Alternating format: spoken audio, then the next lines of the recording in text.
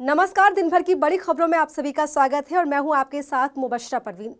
तो बुलेटिन में आज बात होगी शीश महल पर छिड़े सियासी संग्राम पर अपने ही दांव में फंसी बीजेपी की, नीतीश के बदलते तेवर से डरी एनडीए की। देखेंगे यूपी में मचे घमासान के बीच शाह से योगी की मुलाकात को, राजस्थान में शिक्षा पर लिए फैसले पर घिरी भजनलाल सरकार को, और बुलेटिन के आखिर में जानेंगे जस्टिस शेखर यादव को हाईकोर्ट से लगे बड़े झटके को। इन सभी मुद्दों पर आज एक एक करके चर्चा करेंगे, लेकिन उससे पहले एक नजर अब तक की हेडलाइंस पर। दिल्ली में विधानसभा चुनाव से पहले भाजपा को बड़ा झटका, बीजेपी मंदिर प्रकोष्ठ के 100 से ज्यादा सदस्य हुए आप में शामिल। दिल्ली में सियासी हलचल के बीच केंद्रीय मंत्री शिवराज सिंह चौहान ने आम आदमी पार्टी पर फिर साधा निशाना, कहा आपके डीएनए में पाखंड और नाटक है। संभल मंदिर मस्जिद विवाद में इलाहाबाद हाईकोर्ट ने सुनाया अहम फैसला, मामले में जिला अदालत की सुनवाई पर लगाई रोक। इसरो को जल्द मिलेगा नया चीफ, डॉक्टर वी नारायण 14 जनवरी को एस सोमनाथ की जगह संभालेंगे कमान। दिल्ली में शीतलहर को लेकर मौसम विभाग का दावा, कहा इस हफ्ते दिल्ली का तापमान 5 डिग्री सेल्सियस तक गिरने की संभावना। और अब खबरें विस्तार से और बात करते हैं आज की सबसे बड़ी खबर की। दिल्ली में विधानसभा चुनाव की तारीखों के ऐलान के साथ ही सियासी हलचल भी तेज हो गई है। आप और बीजेपी में आरोप प्रत्यारोप का दौर भी चरम पर पहुंच चुका है। हालांकि शीश महल को लेकर राजनीति करना बीजेपी को भारी पड़ गया है, जिसके बाद अब आप बीजेपी पर जबरदस्त तरीके से हमलावर हो गई है। इतना कि संजय सिंह ने प्रधानमंत्री आवास को लेकर बड़ी मांग कर दी है। तो क्या है पूरा मामला, देखिए इस रिपोर्ट में। जिस शीश महल पर बीजेपी ने दिल्ली के दंगल को फतेह करने का प्लान तैयार किया था, अब उसी शीश महल पर बीजेपी की राजनीति उसी पर भारी पड़ती दिखाई दे रही है, जिस पर आम आदमी पार्टी के राज्यसभा सांसद संजय सिंह और मंत्री सौरभ भारद्वाज ने बीजेपी और मोदी सरकार के खिलाफ मोर्चा खोल दिया है। आप सांसद ने बीजेपी पर उसी का पासा पलटते हुए मांग कर दी है कि मीडिया के सामने सीएम आवास और पीएम आवास दोनों का ही खुलासा किया जाए। दरअसल बीजेपी लगातार आम आदमी पार्टी पर दिल्ली के सीएम हाउस को लेकर कई आरोप लगाती रही है। दिल्ली में विधानसभा चुनाव के मद्देनजर बीजेपी और प्रधानमंत्री मोदी अपने चुनाव प्रचार में इसी बात को दोहराते दिखाई दिए, जहां उन्होंने पूर्व मुख्यमंत्री अरविंद केजरीवाल के सीएम आवास पर शीश महल कहकर एक के बाद एक हमले बोले। इसी कड़ी में बुधवार सुबह सौरभ भारद्वाज और संजय सिंह मीडिया के साथ सीएम हाउस पहुंच गए। हालांकि आप नेता संजय सिंह और सौरभ भारद्वाज को पुलिस ने बाहर ही रोक दिया। इस दौरान आप नेताओं की पुलिस से बहस भी हुई, जिसके बाद दोनों नेता सीएम आवास के बाहर ही धरने पर बैठ गए। वहीं संजय सिंह ने पुलिस से सवाल किया कि 2 लोगों के लिए इतनी पुलिस क्यों है, किस नियम के तहत मेरा रास्ता रोका जा रहा है।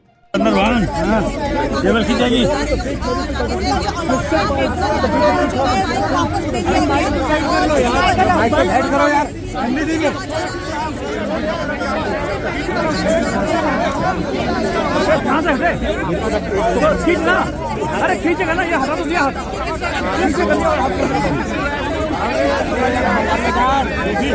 आप नेताओं को सीएम हाउस के बाहर रोके जाने के बाद खूब विवाद बढ़ गया। इसको लेकर भारद्वाज ने आरोप लगाया कि दिल्ली में चुनाव को लेकर बीजेपी नेता घबराए हुए हैं।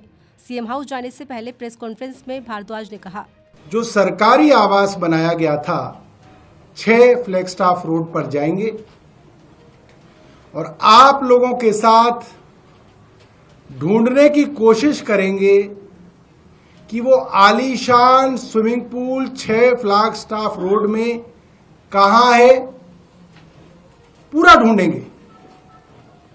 वहां पे बताया गया है कि सोने के बने हुए कमोड लगे हुए हैं, वॉशरूम के अंदर सोने की चीजें हैं, तो वो भी आपके साथ जो है हम लोग ढूंढेंगे। बताते चले, हाल ही में बीजेपी ने सीएजी की रिपोर्ट को हवाला देते हुए मुख्यमंत्री के सरकारी बंगले पर हुए खर्चे को लेकर केजरीवाल पर निशाना साधा था। इसके बाद से ही बीजेपी चुनाव में इसे बड़ा मुद्दा बनाने की तलाश में लगी हुई थी। हालांकि संजय सिंह के इस कदम के बाद बीजेपी अपने ही जाल में बुरी तरह फंसती हुई नजर आ रही है। बिहार की राजनीति में मची उथल-पुथल के बीच इस वक्त हर किसी की निगाहें नीतीश कुमार पर टिकी हुई हैं। खासकर बीजेपी में नीतीश कुमार के कदम से खासा डर का माहौल भी बना हुआ है। इस बीच खबर सामने आई है कि नीतीश कुमार ने बैठक बुलाई, जिसमें एनडीए के ही नेता गायब दिखाई दिए, जिसके बाद चर्चाओं का बाजार गर्म हो गया है। पूरी खबर देखिए इस रिपोर्ट में। लालू यादव के एक बयान के बाद से बिहार की सियासत में जबरदस्त भूचाल आया हुआ है। एक तरफ नीतीश कुमार की पलटी की खबरों ने बीजेपी हाईकमान की नींदें उड़ा रखी है, तो दूसरी तरफ राजनीतिक गलियारों में इस बात को लेकर चर्चाएं जोरों पर हैं कि कांग्रेस और जेडीयू का जल्द विलय होने वाला है। बहरहाल इस उठापटक के बीच खबर आई है कि नीतीश कुमार की बैठक से बीजेपी नेताओं ने दूरी बना ली है। दरअसल बिहार में आगामी विधानसभा चुनाव को लेकर नीतीश कुमार प्रगति यात्रा पर है। इसको लेकर बीते सोमवार यानी 6 जनवरी को विकास परियोजनाओं को लेकर समीक्षा के लिए एक बैठक बुलाई गई, लेकिन इस बैठक में बीजेपी सांसद और केंद्रीय गृह राज्य मंत्री नित्यानंद ने दूरी बना ली।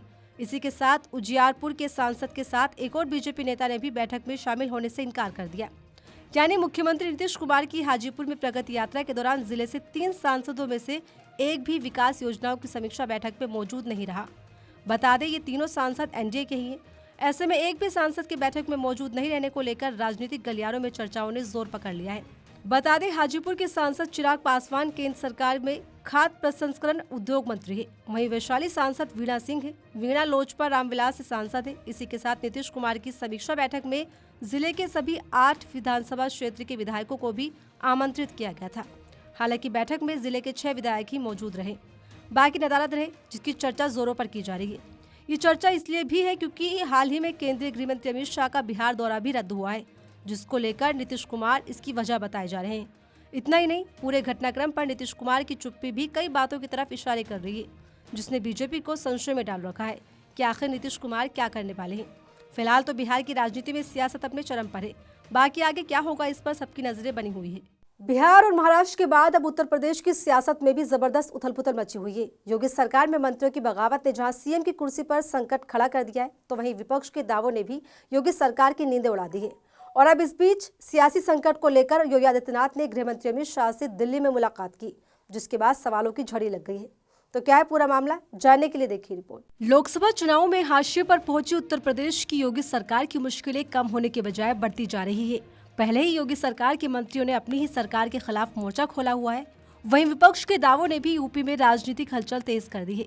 ऐसे में संकट में घिरे योगी आदित्यनाथ सारा कामकाज छोड़कर आनन फानन में दिल्ली दौरे पर निकल आए, जहां उन्होंने केंद्रीय गृह मंत्री अमित शाह से मुलाकात की। लगभग 1.5 घंटे तक गृह मंत्रालय में चली इस मुलाकात के कई सियासी मायने निकाले जा रहे हैं। वहीं शाह और योगी के बीच ये मुलाकात ऐसे वक्त में हुई है जब एक तरफ तो योगी सरकार में मंत्री और अपना दल के कार्यकारी अध्यक्ष आशीष पटेल ने योगी आदित्यनाथ के खिलाफ मोर्चा खोल रखा है। आशीष पटेल कई अधिकारियों को लेकर सनसनीखेज खुलासे कर रहे हैं। वहीं दूसरी तरफ समाजवादी पार्टी के मुखिया अखिलेश यादव ने संभल हिंसा और गौ तस्करी को लेकर कई गंभीर खुलासे और दावे किए हैं, जिसके बाद योगी आदित्यनाथ की कुर्सी पर खतरे के बादल मंडराने लगे हैं। इतना ही नहीं, आशीष पटेल के साथ ही यूपी सरकार में कैबिनेट मंत्री डॉक्टर संजय निषाद ने भी बड़ा बयान दिया है। निषाद ने दावा किया है कि बीजेपी के अंदर कोई विभीषण है, जिसने लोकसभा चुनाव में उत्तर प्रदेश में बीजेपी की हार में अपनी अहम भूमिका अदा की है। बीजेपी के अंदर जो विभीषण है, उसने मेरे बेटे को लोकसभा चुनाव हरवाया था, और अगर उस पर कार्रवाई नहीं हुई तो 2027 में उत्तर प्रदेश में होने वाले विधानसभा चुनाव में भी बड़ा नुकसान होगा।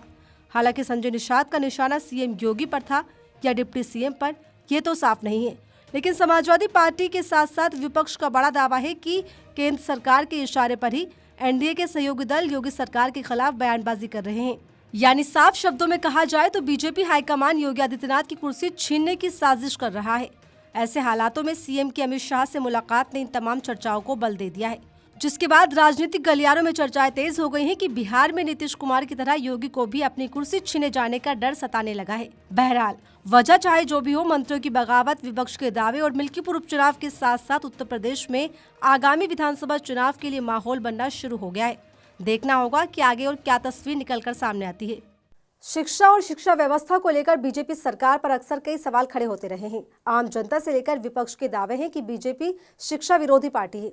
इसी कड़ी में उत्तर प्रदेश के बाद अब राजस्थान की भजनलाल सरकार ने भी 190 स्कूलों को बंद करने का आदेश जारी कर दिया है, जिसके बाद बीजेपी सरकार की मंशा पर फिर सवाल खड़े हो गए हैं। तो क्या है पूरा मामला और क्यों लिया गया ये फैसला, देखिए इस रिपोर्ट में। पूर्व प्रधानमंत्री और बीजेपी के वरिष्ठ नेता अटल बिहारी वाजपेयी की सर्व शिक्षा अभियान योजना, जिसने मुफ्त शिक्षा का वादा किया और न केवल वादा किया बल्कि शिक्षा के क्षेत्र में इस अभियान ने महत्वपूर्ण उपलब्धियां हासिल की। लेकिन अटल बिहारी वाजपेयी के इसी अभियान के खिलाफ बीजेपी ने शिक्षा को किस स्तर पर लाकर खड़ा कर दिया है, इसका अंदाजा इस खबर से लगाया जा सकता है। जहां राजस्थान की बीजेपी सरकार के मुख्यमंत्री भजनलाल शर्मा ने राज्य के 190 स्कूलों को बंद करने का आदेश जारी कर दिया है। इसके पीछे भजनलाल सरकार का तर्क है कि शिक्षा के क्षेत्र में सुधार के लिए यह महत्वपूर्ण कदम उठाया गया है। हालांकि अपने इस फैसले से बीजेपी सरकार की नीयत पर फिर से सवाल उठने लगे हैं कि भारतीय जनता पार्टी शिक्षा विरोधी पार्टी है। दरअसल मुख्यमंत्री भजनलाल का कहना है कि बंद किए जा रहे 190 स्कूलों में 169 स्कूल ऐसे हैं जिनका एक भी छात्र नहीं पढ़ने आते, जबकि कुछ स्कूल ऐसे थे जिनमें स्टूडेंट्स की संख्या बहुत कम है और ये सुबह शाम की शिफ्ट में चल रहे थे। ऐसे 21 स्कूलों को दूसरे स्कूल में मर्ज कर दिया गया है। प्रारंभिक शिक्षा निदेशक सीताराम जाट ने इस स्कूल को बंद करने का आदेश जारी किया है। इसमें राज्य के पूर्व सीएम और कांग्रेस नेता अशोक गहलोत के गृह जिले जोधपुर में 17 स्कूलों को बंद किया गया है। बताया जा रहा है कि इन स्कूलों को बंद करने से पहले शिक्षा विभाग ने जिला शिक्षा अधिकारियों से रिपोर्ट मांगी थी, जिसके बाद अधिकारियों ने अपने अपने जिलों के उन स्कूलों की लिस्ट शिक्षा निदेशालय को भेजी थी और सभी स्कूलों की स्थिति पर चर्चा करने के बाद भजनलाल सरकार ने फैसला लिया। बता दें, हाल ही में उत्तर प्रदेश में योगी आदित्यनाथ की सरकार में भी कई हजार स्कूलों को बंद किया गया है, जिस पर विपक्ष ने सरकार की नीतियों पर सवाल उठाते हुए बीजेपी सरकार को शिक्षा विरोधी करार दिया। बताते चले, कई रिपोर्ट्स के मुताबिक राजस्थान में सरकारी स्कूलों की स्थिति पहले से ही बेहद चिंताजनक है, जहां बड़े पैमाने पर शिक्षकों की कमी है। वहीं दूसरी तरफ छात्र और शिक्षक की स्थिति अनुपात में भी खासा अंतर देखा जाता है। हालिया के आंकड़े के अनुसार राजस्थान में कक्षा 1 से लेकर 12 तक कुल 88 लाख छात्र हैं, जबकि उन्हें पढ़ाने के लिए केवल 5 लाख शिक्षक मौजूद हैं। वहीं सरकार का कहना है कि जिन स्कूलों को बंद किया गया है उसमें छात्रों की कमी है। बहरहाल सरकार के इस फैसले की जमकर आलोचना की जा रही है। इलाहाबाद हाईकोर्ट के जज शेखर यादव को हाईकोर्ट से बड़ा झटका लगा है। कोर्ट ने जस्टिस शेखर यादव की उस याचिका को खारिज कर दिया है जिसमें उनके विश्व हिंदू परिषद के कार्यक्रम में दिए नफरती बयान का समर्थन किया गया था। इलाहाबाद हाईकोर्ट के इस फैसले के बाद जस्टिस शेखर यादव की मुश्किलें बढ़ना तय माना जा रहा है। तो क्या है पूरा मामला, देखिए इस रिपोर्ट में। मुसलमानों को लेकर भरी सभा में जस्टिस शेखर यादव को नफरती बयान देना भारी पड़ता जा रहा है। इतना कि अब इलाहाबाद हाईकोर्ट ने भी जस्टिस शेखर यादव को जोर का झटका दे दिया है। दरअसल इलाहाबाद हाईकोर्ट ने 55 सांसदों द्वारा राज्यसभा महासचिव को प्रस्तुत किए गए महाभियोग प्रस्ताव के खिलाफ दायर जनहित याचिका को खारिज कर दिया है। इस पर सुनवाई कर रहे जस्टिस अताउर रहमान मसूदी और जस्टिस सुभाष विद्यार्थी की पीठ का कहना है कि वो जनहित याचिका की स्वीकार्यता से संतुष्ट नहीं है, ये सुनवाई योग्य नहीं है, लिहाजा जब तक इस पर पूरी तरह से विचार नहीं होता तब तक इसे स्वीकार नहीं किया जा सकता। इतना ही नहीं, जस्टिस विद्यार्थी ने इस मामले पर सख्त टिप्पणी करते हुए कहा, ये जनहित याचिका स्वीकार्य कैसे है? क्या इस मामले में जनहित याचिका दायर की जा सकती है? जनहित याचिका तभी हो सकती है जब इसका कारण समाज के कमजोर वर्ग के लिए हो। वहीं जस्टिस मसूदी ने कहा कि स्वीकार्यता की संतुष्टि होने तक इस पर कोई विचार नहीं किया जा सकता। आपको बता दें, 8 दिसंबर को प्रयागराज में विश्व हिंदू परिषद में आयोजित एक कार्यक्रम में जस्टिस शेखर यादव ने अल्पसंख्यकों को लेकर विवादित और घृणास्पद बयान देते हुए कहा था कि देश की व्यवस्था बहुसंख्यकों के हिसाब से चलेगी।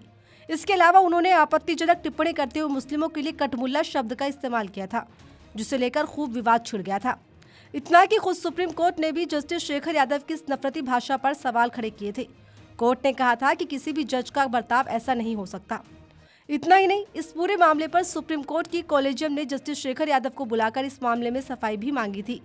वहीं राज्यसभा में सांसद कपिल सिब्बल की पहल पर सदन में जस्टिस शेखर यादव के खिलाफ महाभियोग का प्रस्ताव भी रखा गया।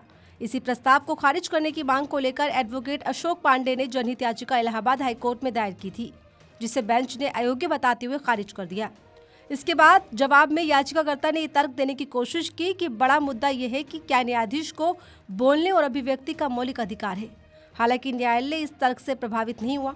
ऐसे में कोर्ट के इस रुख ने जस्टिस शेखर यादव की मुश्किलें बढ़ा दी हैं।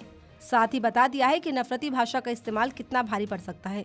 और फिलहाल इस बुलेटिन में मेरे साथ इतना ही। ऐसी तमाम खबरों के लिए बने रहिए मेरे साथ और देखते रहिए आर्टिकल 19 इंडिया।